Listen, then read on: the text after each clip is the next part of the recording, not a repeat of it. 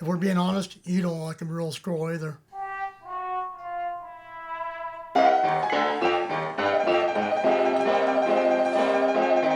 Greetings and salutations, you can lovely degenerates, and welcome back to the Fuzzy Wallflower. I'm your host, Corey. Today we have a guest. This is Miko's little squirrel buddy. It's really a puppet I use so she won't claw my hands up so bad. And I have one for Raz, a little fox, but I have no idea what happened to him. I think one of them got jealous and hit it. I decided it'd be fun to have a little mascot off to the side. Maybe I should have hired a puppeteer. So I was at the liquor store and I finally came across some Creme De Noyaux. I'm not sure exactly how I pronounce it. I was trying to figure out how to pronounce it correctly, and everybody pronounces it a little different. But a lot of these vintage cocktails have Creme De Noyaux, and it's kind of hard to find. Not a lot of the liquor stores around here have it, and I saw it, so let me go ahead and get it. And I figured, well, let's find a cocktail to use it with. And so I thought, well, this would be a fun place to start. My Pink Panther cocktail party book, and they had one called Pink Squirrel. I thought, okay, well, pretty easy. It's Creme De Noyaux, Creme de Cacao, and cream. Pretty simple. You know, this is like 1 to 1 to 2. You know, it's like, okay, it's a pretty creamy drink. But in my research, I looked up, well, Playboy had a version of it that was 1 to 1 to 3/4. I'm like, okay, that's a big difference in the jump of, you know, how much cream.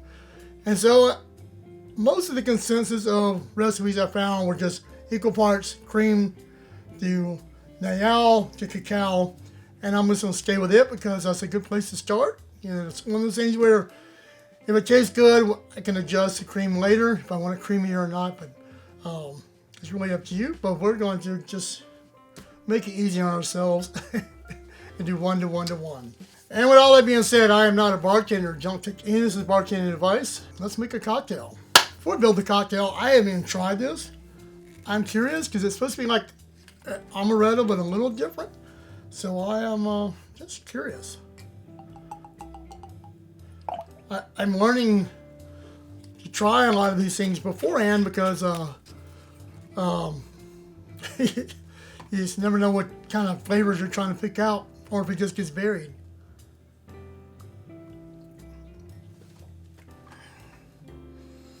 Okay, you got a little bit of herbal taste in there, but it's really sweet.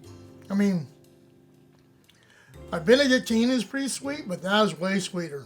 It's almost got a Kool-Aid. I mean, it's a very cherry type flavor. I don't consider it close to amaretto, but I don't know. I can see how you could replace it. It's really, really sweet. Really good though. If you can find it, pick it up. Now let's make a cocktail. 1 ounce of Creme De Noyaux. 1 ounce of Creme De Cacao. And I would use the light Creme De Cacao because I don't think you'll get the pink coloring with the dark cream. The cacao. 1 ounce heavy cream. And it's shaking time, buddy.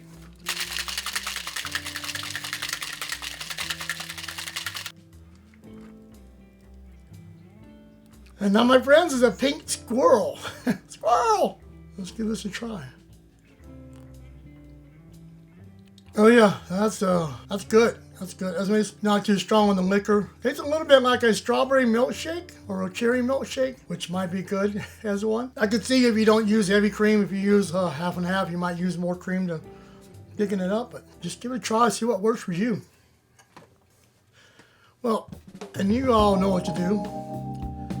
Cheers, my friend, and cheers to you.